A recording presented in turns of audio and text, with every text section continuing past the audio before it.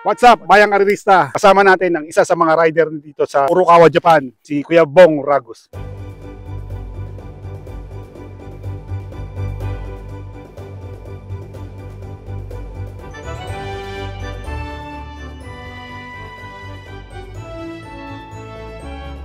Pati ka muna sa Bayang Magandang Karirista. umaga sa inyo, mga Bayang Karista, mga batang karera. Ako po ay isang taga-lihitimong taga Santa Ana.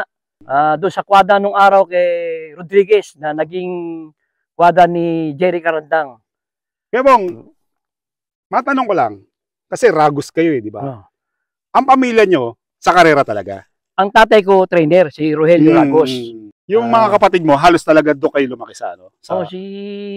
Kilala mo siguro yung nag-i-ensayo sa amin, si Jingjing. Kilala ko yun, siyempre. Mga Ragus Siyempre, sino pa hindi nakakakilala sa inyo? Lahat kayo talaga nasa kabayo. Ang chewing ko, si Sota dati ni Vic Diaz na si Mole, na tatay ni Joseph Ragos, yung hinete. Si Mang Mole.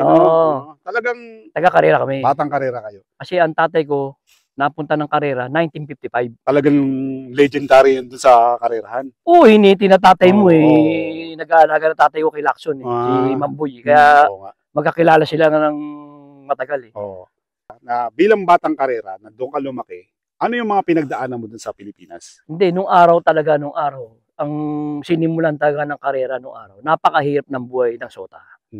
Talagang, nung nagkaisip ako ng 7 taon, nag-umpisa na akong magpasya ng kabayo. 7 taon? Magtanggal ng labangan. Magkarit ng damo. Kasi nung araw, wala namang gripo nung araw sa Santa Ana, kundi poso. Poso, bobomba ka. May bomba doon sa may lugar niya, di ba? Yun sa amin yun. Ngayon, siyempre, sa kahirapan din ng buhay, kasi ang tatay ko nung araw, Sota lang.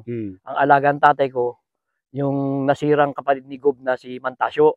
Ang alaga ng tatay ko nung araw, 12. Ang dami Pero ano yun, mga bulok yun. Kung mga sa ano, mga espalgado. Grupo 30. Ganun. Ngayon, siyempre, ang tatay ko, masinop naman nung araw. Kaya nakakaraos din kami sa pang-araw. Nakapag-aral yung mga kapatid ko. Napag-aral kami. Nakatapos din kami kahit papano. Ang ate ko nga pala, asawa ni JR Macaraig. Ni Kuya JR? Ngayon ko lang nalaman yun nag-graduate yun nung araw ng teacher sa NTC. Ibig sabihin, ilang kayo magkakapatid? 7. 7 magkakapatid kayo, Sota yung tatay mo, napatapos kayo? Oo. Buti nag-aral ka kasi batang karera, kumikita ka, bata ka Buti. Nag-aral din ako, nakatapos din ako ng high school sa Mariano, nag-college din ako sa PCCR ka lang. Anong course? PCCR, nag-criminology sana ako. Pulis ka? Kaso, nung first semester, naka-enroll ako. Nung second semester, wala na dahil yung kuya ko, tsaka ate ko, graduating na sa Piati, tsaka sa Indio. Kaya, nahinto ko noon, nag-focus ako sa kwadra. Ngayon, nung taong nag-aalaga ko, nagtumutulong ako sa tatay ko, hindi pa ako nag-aalaga. Nung tumutulong ako sa tatay ko, siyempre, nag-aral din ako mag-alaga ng kabayo. Diba? Ngayon, nung taong mga July ata, June noong 1987, may dumating na Arabo sa Pilipinas. Ang kinausap nila si Mang Tony Comang. Si Mang Tony Lona, yung trainer. Ngayon, nag-aarap sila ng Sota papunta Saudi Arabia. Nag-aarap si Mang Tony, nagsalita ako kay Mang Tony na, tay, baka pwede ako. Dahil sa edad kong yun, 19 pa lang ako 19 pa lang ako. Ngayon, sabi ni Mang Tony sa akin, kausapin natin yung agency. Ngayon, nung kinausap niya si Joan Enrile na taga Paco Park ang agency, sabi niya, pag nakakuha ka ng passport, isasama kita. Pero sa awa naman ng Diyos, dahil sa nung araw, batang karera tayo, alam mo naman, yan ang sinasabi ko. Pag maganda yung pakisama mo dyan, ang daming tutulong sa'yo. Yung bang talagang ito na nangyayari, hindi mo akalain na kung saang buhay ka pupunta at meron ka namang kakilala sa karera, madali ka makakalapit at di ka rin pahindihan, katulad ng mga nasa DFA nung araw. Yan ang isang advantage ng batang karera. Yan talaga to. Kaya napakagandang mamulat sa karera nung araw na marami kang kakilala, marami kang... Saan nag-aamo lang yung pangalan mo na huwag kang magpapasira, di ba? Talagang maraming tutulong sa'yo. Tapos, nung nakapag-Saudi na ako, Sota lang ako doon. Sino kasama mo? Nung araw, mga matatandang Sota. Yung kasama ko, si Rapi Pabilik, yung namatay na si Nognog Santos, Sota ni Ed Vicente, si Mang Ariston, Minaw, Si Divina, patay na rin. Tsaka yung sota dati ni Kasumbing, si Banong. Si Banong. Si Mang Iking, dating sota rin. Ang dami nyo, ha? Nung unang punta namin, yun ang first time namin, 87. October 11, 1987. Tanda mo pa, ha? Siyempre naman. Kasi sayang mo ng buhay yun. Bagay. Ngayon, nung nandun ako, nag-alaga-alaga. Siyempre, sota-sota. Ngayon, nung mga panahon na bago ako mag-Saudi, naging ensayo na rin ako sa madaling araw. Naging ensayo ka. Dahil sa kwadro ng tatay ko, kulang ang isyador. Siyempre, sa umaga, yung mga bulok na iniinsayo nung araw. Kasi walang bawal pa nung araw eh. Hindi ka nangarap maging inete kasi malaki ka? Hindi na. Yung sa akin naman, nag-aral ako mag-ensayo dahil tinutulungan ko lang tatay ko para matapos para matapos agad. Ang una kong sinakyan, una kong pinag-aralan, si Ilocos Highway. Galing kay Nobla. Yun, mabait yun, namurong kabayo mataga. Yun ang pinag-aralan ko sa madaling araw. Araw-araw yun. Araw-araw yun. Yun ang iniisay ko isa. Nag-aaral akong paturote, magpa-canter, gano'n. Nung siyempre, marunong ka na mag-alaga, siyempre, naglakas din loob ako. Kaya nga, nag-Saudi na ako. Ngayon, nung nag-Saudi na ako, napunta ako kay Prince Faisal. 3 taon ako ron, umuwi ako sa Pilipinas. Nung umuwi ako sa Pilipinas, punta ulit ako sa kwadro ng tatay ko. Ngayon, binigyan ako ni Carling Barbosa, nilipat yung kabayo niya sa Santa Ana na walang mag-aalaga. Ngayon, sabi niya, Bong, gusto mag-alaga. Ang inalagaan ko doon, si Midnight Beauty, Wonder Wheels, Shiba, at saka si Amadeus. Yung apat na yun. Ang galing ng memory mo. Tanda mo pa yun, ha? Yun ang inalagaan ko. Ngayon, awa naman Diyos, habang nag-aalaga ko, tagang focus yung sana ako mag-alaga, nag-aantay akong tawagan ako ng Saudi dahil na si Bok Agustin, kukunin niya raw ako na maging sota uli sa Saudi. Wala ka pa kasi akong i-interview yung sota. Dahil nga na may experience ka sa pagsasota, gaano kahirap maging isang sota? Mahirap. Kung sa Pilipinas lang talaga, taga lang talaga para panalo. Kasi naniniwala ako, hindi magiging maayos si kabayo kahit anong galing ng trainer mo, hineti mo, o ano mo, o may-ari ng kabayo. Pag ansota, nagka-problema ka. Problema talaga ng ano. Kasi sa Pilipinas kasi sa totoo lang, ang sota, lahat yan sa kwadra. Siya na bahala. Sa umaga, yung trainer magpapainsayo. Pagdating sa kwadra, ang sota na bahala dyan, maglagay ng gamot, magpakain ng kabayo, asikasuhin yung kabayo. Yun lang naman talaga ang evaluation talaga ng sota, talagang mahirap. Kaysa naman ang iniisip kasi natin, mabuhay tayo. Pag nagpanalo tayo, ayos, di ba? Ang ibig sabihin, nasa sa'yo yun. Kasi kung pababayaan mo yung ilaga mo, ikaw magsasapi. Kasi aasa ka sa sweldo, di ba? Di ba? Katulad nung interview mo nung araw kay RP Hill. Okay, kaya si Pedro, si RP Hill, si Nato, nung araw, walang mapuntahang kwadro yan. Nilapit siya ng kumpare ng tatay niya sa tatay ko. Tama. Yun ang sinabi ni Kuya Pedro na doon siya nagsimula sa mga Ragos. Kaya malaki ang niya sa mga Ragos. Kaya sabi ko sa kanya, magtiis ka. Pagtiisan mo, mag-ensayo, pag-aralan mo, darating ang panahon. Di ba? Pero lintik, sumikat si grabe ka sikat. Di lang natin matanggap bakit siya huminto no? Hindi kasi na-disgrasya yan Medyo na yung niya. Ngayon, balik naman tayo sa'yo na yun nga, na nag-aantay ka, nagpanalo ka na ang araw ng Maynila din. So ngayon dumating si Willie Agustin, si Bok. Magbabakal? Sa San Lazaro. Nakalista yung pangalan ko ron. Tinawag ako ni Willie na kasama nga ako doon. Kaya awan Diyos, nakapag-antay lang ako siguro mga 2 buwan, 3 buwan. Nakaalis na rin ako. 1990. Ibig sabihin, nang tagal ka sa Saudi? Hindi, nung unang taon, 3 taon, 3 years, 87 plus 90. Umuwi ako ng March. Tapos 1990 ng December, umalis na ako. Iban lang ang ini-standby ko sa Pilipinas kasi nag-change employer nga ako. Ngayon, sa Saudi naman, nung napunta ako kay Abdullah, sota lang ako. Pero nag-iinsayo na ako. Ngayon, nung nawalan ng mag-aano sa Saudi, dinala ko doon sa Genedria. Doon ako nag-aral ng breaking. Doon ako talaga nag-focus na magturo ng nabatos. Anong klaseng pagtuturo? Kasi siyempre, di ba, may program ba kayong sinusunod doon? Meron. Doon sa Saudi kasi. Ibig sabihin, proper yung natutunan mo. Tagang proper talaga. Hindi yung bara-bara. May araw ang lunging ng belt. May araw ang lunging ng driving. Tagang naka-record yun araw-araw. Kumbaga, napakalayo sa proseso ng pagtuturo sa Pilipinas. Sa Pilipinas kasi, ang alam na natin kasi nung araw, nasa kami sa kulog ng kwadra, iikot sa pasyalan, Tapos iikot mo sa Pag pista. marunong tumuroto, pista na, di ba? Ganun lang. Pero sa Saudi kasi ang inaano kasi doon, nung araw, ang kabayo taga ubod na salbahe. Ang marami, meron din naman sota rin na marunong magturo ng kabayo, yung si Jimmy Sagum, si Voltron. Yan. Kasama mo yun sa ano? Oo, marami. Laki din yung Voltron, no? Yung kapad kong rider, si Jingjing, tsaka yung si Bakiran. Yan, tinuturuan. Tsaka sa Lazaro, si Pamela, si Nelson. Pagka nagda-driving ako, kasama ko sila sa likod, tinuturuan ko sila, 4 kami. Na, siyempre, pag-aralan mo, kasi yung naging manager namin, isa lang ang sinabi. Pag-aralan mo magturo ng kabayo. Kasi sa buong mundo, hanggat may kabayo, may trabaho ka. Tama yan. Yan ang sinabi nung manager namin. Kasi sa buong mundo, habang may kabayo, at kaya mo pa magtrabaho, makakapagtrabaho ka. Tama yan. Nag-Saudi ako, umuwi na ako. Meron din tayong kaibigan, na si Etoy Santos. Si Kuya Etoy. Shoutout sa'yo, Kuya. Isa rin naman sa mga matutulungin yan dito sa Japan. Kinausap niya kami ni Jerry Tupas na kung pwede kaming pumasok kay Muchumori. Awa ng Diyos, natulungan niya kami, kaya kami napunta rito.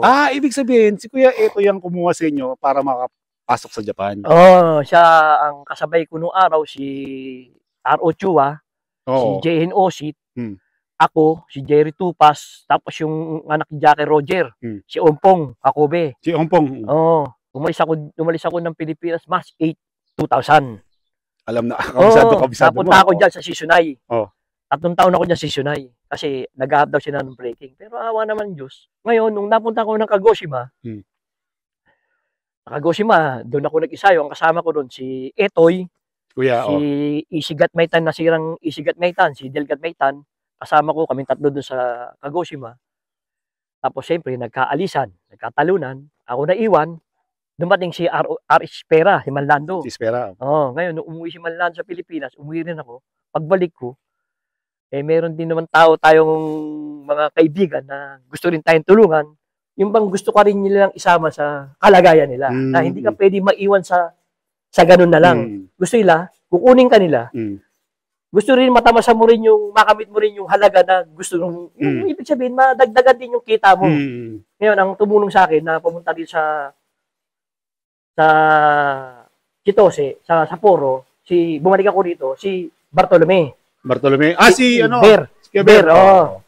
Ang nangyari niyan, nanghiram ako sa kanya ng pamasahe. Kaya nagbigay sa akin ng pamasahe. Kaso, ang pagdating doon sa Kagoshima Airport, tagang totoo. Experience. Sumakay ako ng aeroplano. Sinanla ko yung passport ko tsaka ilingkad ko. Kanino? Doon sa airline, sa stewardess. Wala ka mamasahe, ibig sabihin? Hindi, ibig sabihin kulang ng 1,800 yen. Ngayon, sabi ko, ito yung passport ko tsaka yen ko, sasakay ako ng ANA. Pupunta ako ng Chitose. Pero sa Chitose, mabayaran ko. May susundo sa akin, bibigay yung kulang. Awa ng Diyos naman, pumayag naman sila. Pero wala sa akin yung passport ko tsaka ilingkod. Sa Makatuwid, nandiyan ako si Tose. Hapon, dumating si nasirang si Basco. Sige, baba. Dumating si Kalog, si Gonzaga. Kalog. Tsaka si Ber, sinundo nila ako kasi doon nila papasok. Ngayon, ang nagbigay ng kulang si Gonzaga, si Kalog. Kaya nga nasaltahan nga ako na, ang puta, taga-matigas ka talaga. Taga-magaling ka, taga-maparahan. Bakit? Pati ba na may aeroplano, inutangan pa. Hindi, nataunan naman. Ngayon, nung napunta ko sa Tomikawa doon sa siyempre, trabaho na ako doon. Si Manny Lumpot, may nakausap dito sa Orokawa na kung gusto ko raw lumipat. Sabi ko sa kanya, pare, kung matutulungan mo ako, wala kang masasabi sa akin, marinig sa akin, gagawin ko yung trabaho ko, hindi ka mapapaya sa akin. Kaya napunta ako dito ako unang-unang tao sa Orokawa. Wala kang kasamang Pilipino. Paano mo hinarap yun? Una akong napunta dito kasi summer pa. March March 8 ata ako napunta rito. Ngayon, paglipas ng mga 2 weeks, sumunod sa akin si Isigat Maitan. Tinawagan niya ako, pare, pwede pa dyan ng rider? Sabi ko, pwede pa. Kinausap niya may-ari. Kaya 2 kami napunta rito. Pero una lang ako sa kanya ng linggo. Pero naman, ito naman, natalakay na nga natin yung magpunta mo dito sa Japan. Siyempre, bilang isang rider kayo, di ba? May mga hinete, may mga rider. So, hinete to rider kayo. Ano naman ang pananaw mo dun? Hindi, kasi sa totoo lang. sa Pilipinas kasi, ang hinihintay talaga, sa pananakay, wala tayong masasabi. Tagang, kung pananakay sa karera, sa laban, wala tayong masasabi. Alam mo naman yan. Kasi tatay mo, hinete. Hindi ka ba dyan, hinete. Ngayon, ang evaluation lang namin, kasi kami rider kami, ibig sabihin, mas matining kami sa nabatos. Agree ako dyan. Kayo talaga yung bala eh. Kayo magtuturo eh. Kasi nung napunta na ako dito, tagang pag nagbe-breaking, tagang kung alam mo ang gagawin sa kabayo, malalaman mo, gagawin mo kung para bumait lang. Yan talagang ano. Pero hindi naman kami nakikipagpaniksahan sa trabaho. Lahat kami. Lahat tayo pare-pares na sa Japan. Pare-pares na tayong trabaho. Kasi nung nandito na ako, di maganda performance namin ni Gatmaitan dito. Ngayon, yung ibang rancho rito, yan, sila susasawa, nagpapaharap na ng Pilipino. Kaya nagpuntahan ng mga Pilipino dito noong araw. Yan, si Amits, si anak ni Jackie, si Cordesar, si Rene Sordan, yan, si Bear, mga gusto magtrabaho rito. Yan nga yung isang sa sinasabi ko eh, na paulit-ulit kong sinasabi sa vlog ko na yung mga senpai natin dito sa Japan, galangin natin. Kasi kung hindi nila pinagbuti, baka hindi tayo nakasunod. Tsaka ano, ang isa lang naman ang matawag ito, isa lang naman ang sinabi sa akin ng taong tumulong sa akin. Na si Manny Longpot at saka si AF Salandanan na, pare, kung kailangan mong tumulong ka. Kasi sila kasi yung mga nauna, tinulungan nila yung mga kapwa nila hinete para makaalis sa agent. Sabi niya, pare, kung anong ginawa ko, gawin mo rin. Wala naman silang hinihinging kapalit. Saludo ko dyan sa mga ginawa niyo. Kaya ginawa ko, kahit naman, paano naman, nakakatulong naman ako nung araw kasi. Kayo, nung tumigil na lang kasi ako nung araw, na ano na ako, kasi tutulong ka, bandang huli ikaw pa masama. Nangyayari yun. Yan talagang, na baka sabihin, kumikita pa ako, o wala naman akong kinig. Boy, si paring Ronnie Maloles. Alam ko naman yan na yung mga nagsosyokay hindi naman talaga, chismis lang yung pinagkakakitaan nila yung na, ang kumikita, kung may agency ka, maaaring gano'n, di ba? Kasi sa buhay na lang natin ngayon, ikaw, papakal ka. Yan, masalamat din ako dahil kinuha mo rin yung kaibigan ko, si Marlon. Nakakausap ko nung isang araw, nung tumawag sa akin.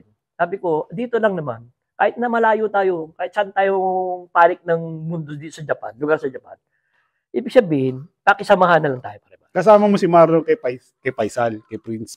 Kay Abdullah. Kay Abdullah. O, tsaka si Danielong. Si parin Danielo. Si Gani. Si Kuya Gani. Marami yung kasamang taga San Lazaro. Ano naman yung mga na-experience mo sa mga pananakay dito? Paano ka nagustuhan ng mga Hapon? Paano ka tumagal dito? Hindi naman din ako sa nagmamagaling eh. Pero kung nagtuturo naman kasi ako, iniisip ko rin sarili ko. Diba? Tuturuan ko yung kabayo, ako sasakay eh. Tapos sasakyan ng ibang tao. Ibig sabihin yung hindi ka masasabihan ng tao na sino nagturo dito? Wala natutunan, di ba? Hilaw yung kabayo, ganun, yung disgrasya pa. Yun ang talagang nasa akin. Ako, dami ko nakasama. Yan, si Buhay, si Bartolome, si Bear. Buhay yan. Magkasama ko sa breaking yan. Talagang, nang taga sa akin yan, pare, bilib ako sa'yo. Talagang, ka talaga. Talagang, alam mo kung paano gagawin sa kabayo. Ngayon naman, kasi, siyempre, naramdaman ko yung mga sinasabi mo. Siyempre, batang karera ako.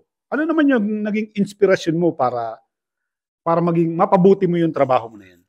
Hindi kasi nung araw kasi talaga totoo lang. Nung napunta ako rito sa Orokawa, kailangan.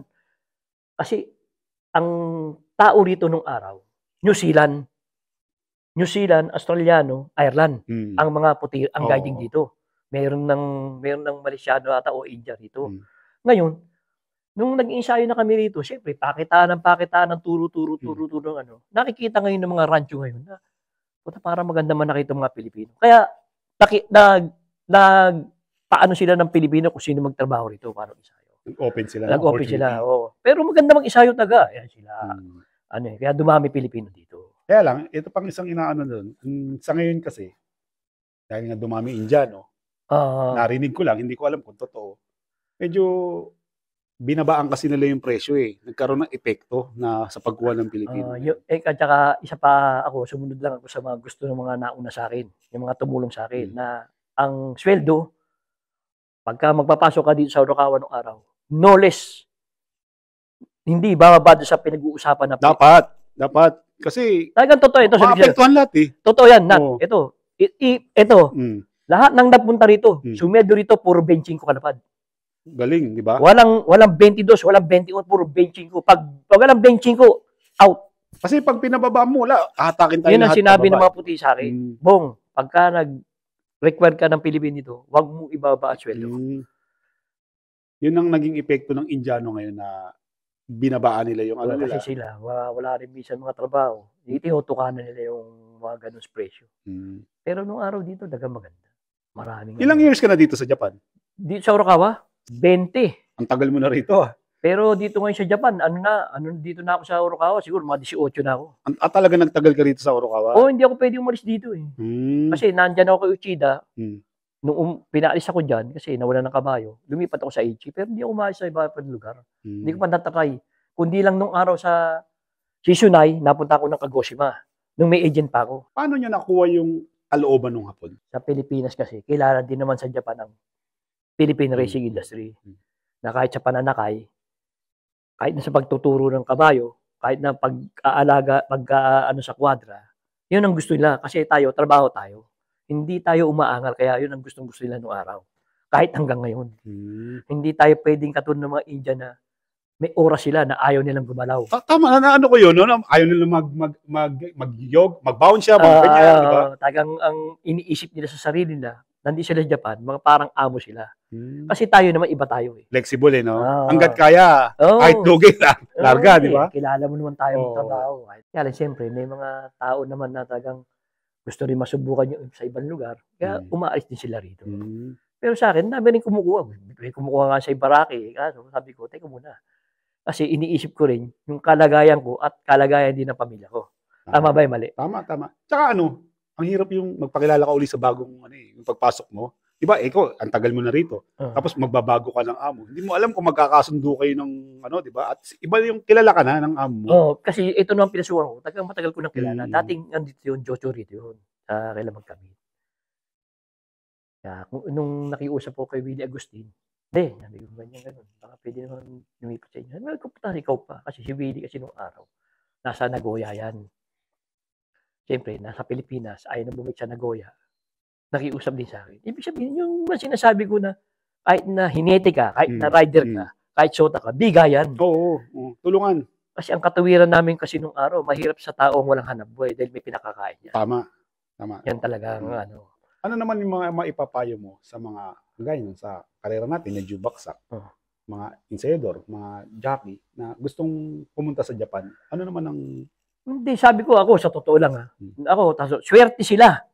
swerte sila, marami ng tao sa Japan. Kaya pagka nag-hire sila, kahit nasabihin mo ganito lang ang sweldo nila sa Japan, pag nandito sila, wag silang, ibig sabihin, lahat naman tayo may takot sa kabayo. Lahat tayo may nervyos. Pero, ibig sabihin, yung lalakasan mo lang ang loob mo na may pag-iingat. Hindi pwede yung puro lakas lang ng loob. Mag-iingat yung meron kang pag-aaralan mo. Self-protection. Yung pag-aaralan mo yung kung anong dapat gawin sa ibabaw ng kabayo, hindi ka tulala. Tsaka pagka oras ng trabaho, waglit mo yung problema mo, hindi mo pwedeng dalhin sa trabaho. Yan ang unang-unang, kasi batang Saudi ako eh. Naniniwala ako dyan. Kasi sa totoo lang, kuya, ito experience ko lang to. Hindi mahirap yung trabaho eh. Mahirap yung dadalhin mo yung problema mo sa trabaho. Kasi galing ako Middle East nung araw, nung 87, tagang disyerto pa talaga nung daanan namin pa nung araw. Buti ka mo nung panahon na yun, binata pa ako, wala pa akong asawa. Kaya nung nag-Japan ako, nagkaroon ako ng asawa, doon ko naramdaman na mahirap magdala ng problema sa oras ng trabaho. Tama yun. Kaya tayong yung mga asawa natin dyan sa Pilipinas, kung may mga asawa man tayo, ang may tutulong nyo lang sa mga OFW na namin, na kagaya namin is, huwag niyong masyadong bigyan ng presyo. Huwag yung bigyan ng presyo, yung i-pressure yung mga asawa nyo. Nagsasakripisyo yung mga tao dito. Kung ano man yung naririnig nyo dyan, naririnig nyo lang yun. Pero hanggat maaari, ginagawa ng mga OFW yung mga trabaho nila para masustentuhan kayo, maibigay yung pangangailangan nyo. Kasi batang karera, batang karera ka rin. Ako, gusto ko rin talaga nung araw na hindi naman ako inisip ko kasi nung araw yun. Hindi ako habang buhay mag-aalaga ng kabayo. Kahit na ganito ko suot ako, gusto ko rin magpunta ng ibang lugar. Gusto ko, iba, nasa Saudi na ako, Sota na ako. Punta, gusto ko, ganito pala kalaki, pwede pala mag-rider. Pero ang galing, no? Ang galing ko Bong, isipin mo, no? From batang karera na hindi naman natin alam ko ang kahihinat na ng buhay natin. Yung pala, sobrang dami ng break na nakaabang dun sa karerahan. Yung meron ka pang opportunity na darating. Yun, di ba? Ako nung araw, hindi ka maniwala. Nakashort ako, nakapaa. Sasaya ko ng nabato sa pista. Alas 10, alas 11 ng tanghali. Ang init dun. Ang init dun. Di ba? Yung ibang, sa edad mo 14, 15, ibig sabihin, natututo kang sumakay na ng nabatos. Marunong ka na mag-alaga, di ba? Hindi ko, yun nga sinasabi ko, yung pang pinag-aralan ko pala nung araw, ito palang darating na panahon, magagamit ko rin pala. Meron din akong walang alam nung aros taga sa breaking, tagang wala, as in wala taga akong alam sa pagtuturo talaga. Ang ibig sabihin, buksan mo lang na wag mong tatak sa isip na magaling ka na. Pag-aralan mo lahat. Oo. Sinabi ng manager sa pag-aralan mo hanggat meron kang matututunan. Iba-ibang style yan eh. So, ibig sabihin, sumunod ka muna bago ka sumuway. Kasi yung iba, naniniwala sa sarili. Ba't hinete ako eh. Tagal na ako nag-iisa eh. Kasi ganun, diba? Yung manager kasi namin, ang sabi niya, ang pagtuturo ng kabayo, conforme sa lugar yan. Conforme sa bansa yan. May bansang, ito lang, yung kabit montura sakay, disgrasya. Ito sa napunta ko kasi, meron kasing program ng pagtuturo. Kaya doon ako natutong mag-driving, kapag asalbahe kabayo, siyempre, alam mo na kagad mag-aral, nagsota rin ako. Nung araw nga, hindi ka maniwala. Ito talaga, nasa Ginedria ako. Yung kapatid ko nandun. Meron doon kabayo na 3 taon na hindi nakakatakbo ng karera. Binaba ngayon sa... May bisyo? Oo, binaba ngayon doon sa Malas yung araw. Pagdating doon sa Malas, sabi nung doktor ni Dr. Frank, sabi niya, ikaw daw mag-alaga doon. Kaya LYG, sabi nung Ray Ragos. Pero hindi niya alam na magkapatid kami. Di siya makatuwid. Pagdating doon, inisayo ko. Uminto. Sabi ko, puta, hindi ko na rin alam po ano rin yung gagawin ko. Dahil hindi naman ako hinete. Hindi naman ako. Pero, nung mga panahon na yun, namamasyal yung nasirang W. Castillo. WC Castillo. Jackie Wilfredo. Nagpunta yun doon sa kwadra namin. Siyempre ako nagtanong. Ay ko maluloy. Mayroon akong alaga dito, humihinto eh. Bakit? Putang ina, pagka bumibitaw sa bukado. Saka pag sinasakal mo, humihinto. Tagang tumitira. Gano'n. Sabi sa akin, subukan mo. Yung bukado, lagyan mo ng kadena. Papasok mo yung ano? Yung di ba? Yung bukado. Sinapian ko sa loob ng kadena. Yung kadena ng aso yung manipis. Yan ang nilagay ko. Sinama ko. Para daw sa kartela daw yun. Ako sumunod lang ako. Siguro sa mga kinabukasan ng umaga, siyempre, yung mga Arabo, hindi naman naturuan ko, hindi umihinto, ba't dumidiretso? Tsaka, pag iniisayo ko, lagi nasa loob ng balya. Kasi bumibelta eh. Puta, di naisayo ko siguro, mga 2 buwan. Nagpunta kami doon sa kabilang karera sa Taip. Inisayo ko. Unang takbo, bugaw. Pangalang takbo, bugaw. Pangatlong takbo, bugaw. Pangapat takbo, bugaw. Pang-5 takbo, kwarto.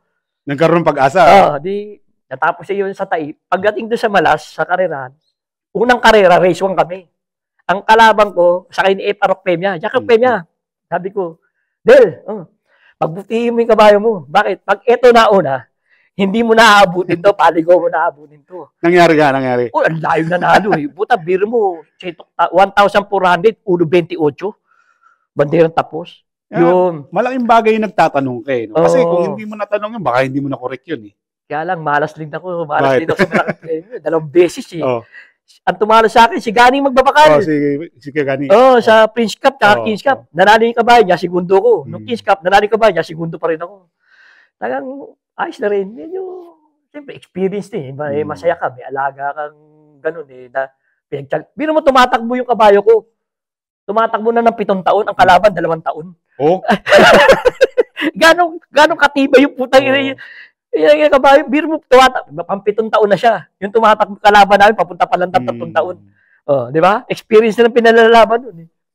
O kaya yung mga walang trabaho sa Pilipinas na gustong subukan yung karera, ano masasabi mo? Hindi, basta pag, tsaga-tsaga lang tayo, mag-taste lang tayo. Kasi hindi mo rin masabi panahon. Nakita mo nga yung mga nasa ibang lugar na mga bata eh. Nagiging hinete, nagugulat na lang ako. Kahit, di ba? May mga batang karera ba yun? Huwag silang panghinaan ng loob. Subukan nila pag gusto. Nila. Pero kung may babalik mo yung panahon, tatanong ko lang, Di ba nag-criminology ka? Oh. Anong pipiliin mo? Tapusin yung pag-aaral mo, ito pa rin karir na pinili. Wala man naman, sa karera pa rin babagsak. Di ba, no? Dahil ano never ending nga yung Iba yung ibig sabihin, pinag-aaral ka lang ng magulang mo. Dahil siyempre, magulang, pag-aralin lang anak. Pero sa isip mo, puta, eto na, kikita na ako dito Ikaw, sa totoo lang. Tsaka hindi naman lahat ng gumraduate, di ba?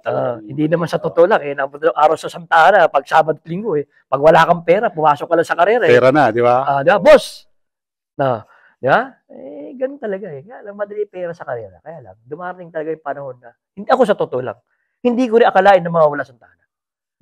Hindi natin in-expect talaga yun. Talagang, may mga magandang naidulot, pero mas marami na napasama yung. Ibig ko sabihin, yung Santa Ana, nung nawala, at saka San Lazaro, maraming tao nawala ng trabaho. Hindi ka tulad ng araw na may karera. Pag wala kang pera, easy lang no? Kumbaga, hindi naman super easy, pero madaling gumawa ng paraan. Tsaka maraming dito sa karera kasi, sa paniniwala ko, naging tambay tayo ng Tondo, naging tambay tayo ng Kusasan. Dito ka sa karera makakakita na kaya mong hingin yung 200 pesos sa tao Sa ibang lugar, mahihingi mo ba yun? Wala. Diba? Mag-aaway-aaway kayo. Tsaka ang batang karera, bilib ka. Kahit saan lupalop ng mundo. Hanggat may mananaya kang kilala, hindi ka magugutom. Ako nga biro mo dyan sa Pandakan may mga bukis-bukis dyan Pag pumapasok nga ako nung 4th year ako uwi ako 7:30. Pagpunta ko sa may bukis boss, ano gusto mo minom? Siyempre, programa ng puhunan mo doon. Kumita na tayo. Libre na inumin natin, kumita pa tayo. Diba? Ikaw naman, siyempre, kahit nasabihin mo programa ka, puta, basta nakita mong may tip, bilugan mo na lang. Yan lang naman tayo nung araw. Kaya lang, hindi naman tayo pwede gumawa ng masama na. Iba yung discarding batang karera. Ako proud ako bilang isang batang karera. Ito mo tatay mo nung araw na nabubuhay tatay ko sa Carmona. Diba? Pag sinabi niya, punta mo si Mamboy mo. Mamboy, magpapahirap mo kami. O sige, yung maabutan ng tatay ko, aabutan ng tatay ko yung pambayad ni Mamboy. Bigyan mo Mamboy. Pag abot ko sa tatay mo, automatic yun. Sabihin tatay mo, kunin mo na panigil. Ano ba merienda dyan? Yun din naman napulot ko sa tatay ko na hindi rin naman, kumaga, madali rin naman kausap na Sa kanya, tagang pag sinabi, Mamboy, ilero 3.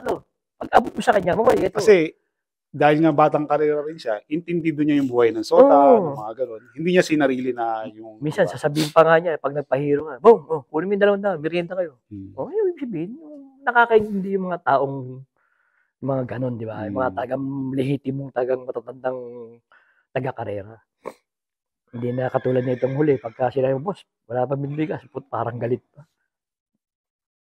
Saka masarap ang buhay ng karera. Saka ako, kung pamimiliin ako, kung reborn ako, mas pipiliin ko pa rin maging batang karera. Marami din ako kasi nakasama mga matatandang hiniti sa Saudi rin. Si Jackie Impiheto. O kasi nung nagpunta bago kami doon, yan ang pumunta sa amin na, ibig sabihin, inalalaya kami na ganun. Ibig sabihin, pagkain. Di ba? Yung paghulog na sulat ng araw. Di ba? Tapos uuwi siya, yung may magpapadala, yung pabalik, may dalang sulat. Ibig sabihin kung pag-aaralan mo at iisipin mo yung ginagawa ng kapwa mo sa'yo, at gagawin mo rin sa kapwa mo rin, di ba? Katulad ng mga ganyan, di ba? Yung mga pakikisama, tinulungan ka, di tumulong ka rin. Marami naman mga tao dito naman tumutulong. Nga lang, syempre, yung iba kasi, baka sabihin, kumita ka pa, gano'n. Tangan di mawawala yung mga gano'n. Bihira mo, may mga tao naman, mga intindido, alam na nila yun na, tinulungan na yan. Puta, sila pa nagsasabi, kaya, painumin kita. Kaya, yun tayo mamaya. Yun, mga ganung pasasalamat lang. Okay na yun. Di ba? Yung tanawin lang talaga, yung tumanaw lang. Hindi naman tungkol yan na kung ano yung binigay mo. Respetuhin ka lang, okay na yun. Kasi lahat, kahit naman ako, kahit nakapatid ko napunta man ako ng Japan, napunta man kami sa Japan, may tao rin naman na akong pinanggalingan na tumulong sa akin. Kaya ibinabalik mo lang. Binabalik ko lang. Katulad, tumakas din ako. May mga tao rin naman na, biro mo, anong sinususundo sa akin? Sino para mapunta ako dito? Yun pa isang dun Kung hindi ka magaling makisama, pag nagkaroon ka ng problema doon, anong gagawin mo? Walang taong nabubuhay mag-isa. Kasi yun in other words, ba? Kasi hindi mo pwedeng sabihin, wala naman tayong kamag-anak ng araw pare-pares dito Puro tayo ibang tao. Yung ibig sabihin, yung meron kang taong, alam mo talagang, alam mo yung kalooban niya. Bisa nga di ba? Kahit hindi ka humihingi, may nag-o-offer ng tulong di ba? Magugulat ka. Dahil nga, maganda yung tinanim ng pamilya mo Di ba, tinatanong nila na gano'n. Kagaya ko naman, nakakilala lang naman ako dahil sa tatay ko, dahil nga gano'n yung tatay ko. Kaya yung mga tumulong sa akin, halos gano'n lang din yung ano. Kumbaga, maganda yung tanim. Si Taming nung araw, tsaka itong kapatid ko nandito si Jingjing, nung araw, sabay sila nag-isayo. Eto si Jingjing, nagpapail ng apprentice, si Taming, nagpapail na. Kasi gusto rin maghinete ni Jingjing, kaso ang laki ng katawan. Gusto niya rin manaka. Sabi yung tatay ko, di bahala ka. Kung kaya magpagang, yung pagang ka. Wala na, nanguhuli na langaw. Isa sa pinakamasakit na ano eh. Hindi, nung araw taga, apprentice talaga nung araw, sakripisyo talaga. Yun lang. Yan si Kuya Bong Ragos, isa yan sa mga matatagal na dito sa Japan. At yun nga, nagpapasalamat tayo. Sinasabi nga natin dito sa vlog na to, hindi to tungkol sa hinete, hindi to tungkol sa trainer, hindi to tungkol sa...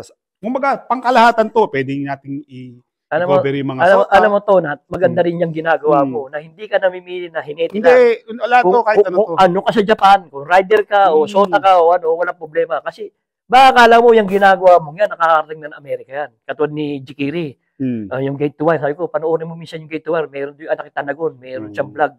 Yung mga na-interview niya mga hinete na, siyempre, ma-shoutout ka lang. Yun nga. Di ba? Maraming salamat sa mga tumatangkilik ng Batang Karera. Titingnan natin, may part 2 to, sasama natin yung kapatid niya na si Jingjing. Sige, Kuya Bong, maraming salamat sa iyo. Okay.